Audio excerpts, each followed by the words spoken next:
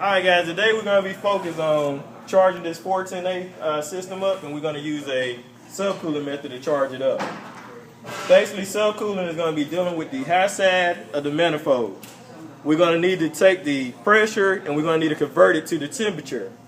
That temperature we get in here when the unit is running, we're going to subtract whatever we read off the actual line temperature from whatever we read inside our manifold. So that's kind of like the logistics of what we're going to be doing today. We're looking for a subcooling value. This is a short line set run.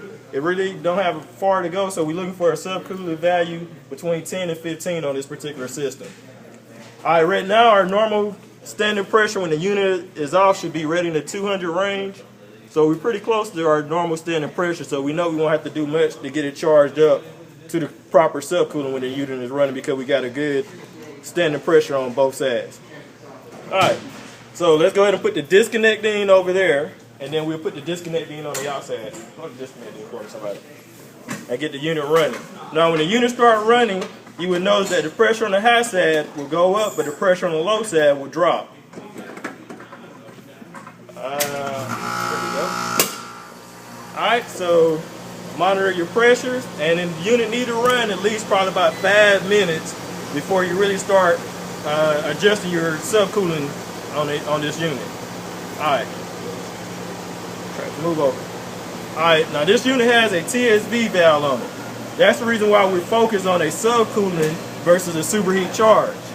The TSV valve will make sure that the coil always maintain a proper superheat. That way we can make sure we boil our refrigerant off in the coil at 4 degrees, and it runs a lot more efficient because it always want to make sure we have the right amount of refrigerant in the coil no matter what.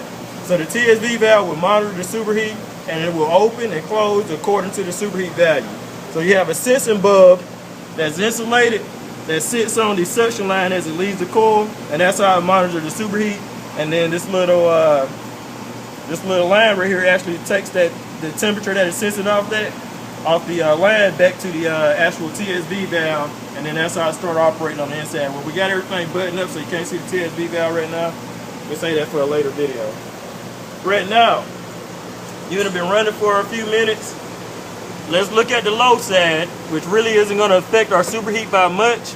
But on the low side, we got a pressure of 100 and a temperature of probably about 30.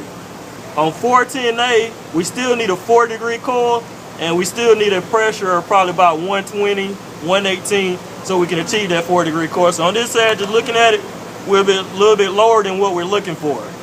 But we're not too much worried about the low side. We're more worried about what's taking place over here on the high side.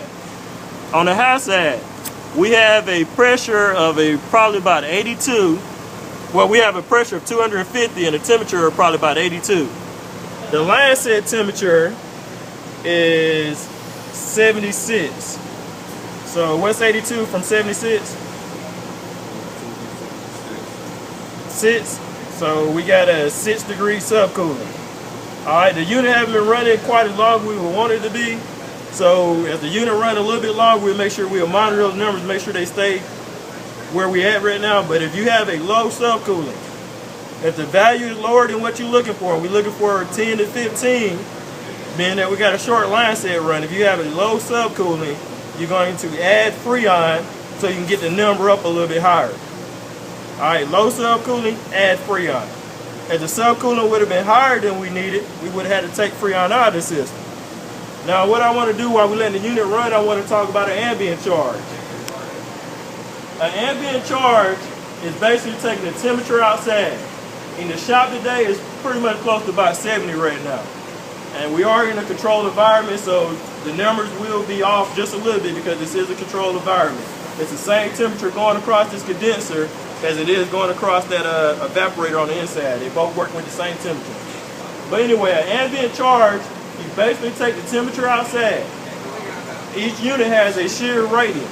So the shear rating of this unit right here is 13. So you're going to add 20.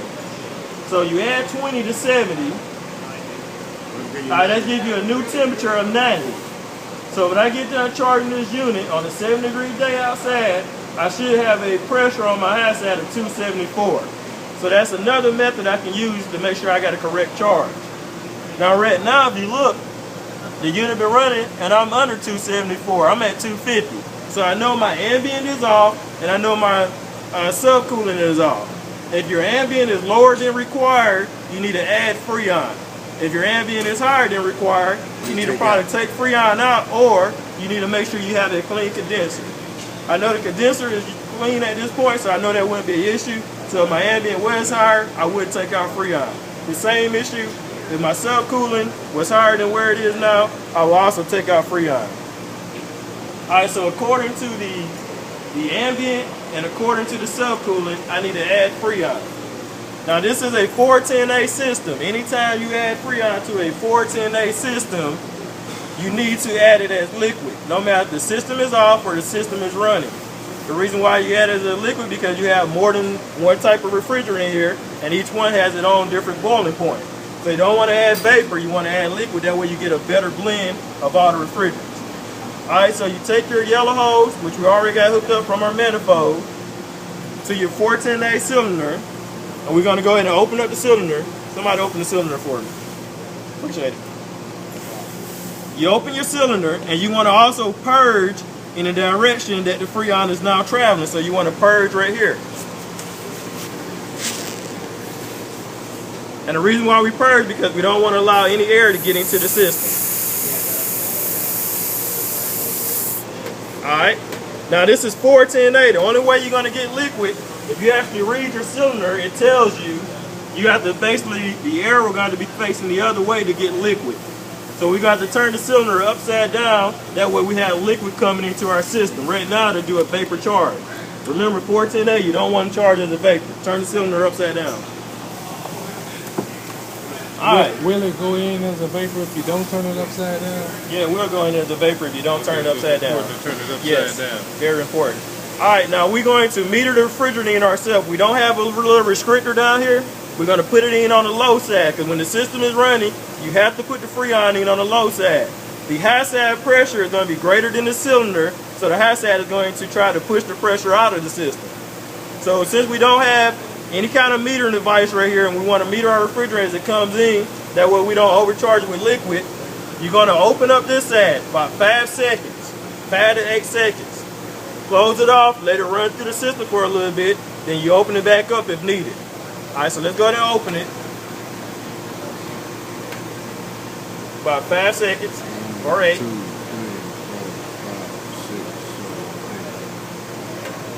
7, 8. Alright, then you close it off, and like I say, you just allow it to run it course through the system. Alright, and then after running course through the system, you can take you another subcooling value at that point. What we're reading, what's our temperature inside there right now? You said the About 88. what is it? 88. 88, and you have 77 over here. So you read at what? 10. 11. Alright, so your subcooling value is pretty close to where we need it to be. The ambient is still not quite there, but we're not too much worried about the ambient because the temperature in here is basically the same all the way around. And like I said, this is a controlled environment, so you might not get everything perfect. But we will keep on bumping the subcooling up a little bit. So we add a little bit more Freon and get it up to 15 and see how much closer we can get to that ambient. Because right now we just a little bit past 250. So we still want to get probably about 270, 260. I'll be glad with 260 we can get it up there with a good subcooling. Alright, so Travis, go ahead and open it up. 1, 2, 3, 4, 5, 6, 7, 8. Alright, we let it run for a little bit, and this will be our final subcooling we'll take off the system. And if you put your hand up here, you can actually feel the heat coming off of this line, well, coming off the condenser. Because whenever the condenser is operating, it's trying to basically take the discharge pressure of that compressor, and it's trying to reject all the heat out of it through the condenser. Because as the refrigerant leaves the compressor, it leaves the compressor as a high temperature, high pressure vapor. When it comes to the condenser rejects all the heat. After the condenser rejects all the heat, it turns back into a liquid. And then it travels along this line right here as it leaves the condenser as a liquid, and it's giving up heat the whole time because the line isn't insulated, and then it comes back over here to the inside to your metering device. So this is where all the subcooling is taking place in the condenser as it gives up the heat. And it's basically lowering the temperature of the refrigerant past its saturation point. So after it turns back into that liquid, it's whatever you do to actually lower the temperature past that saturation point. Alright guys, go ahead and give me another subcooling value. Let's see if we change any in here. So where are we at? What number are we at in here? Where are we at?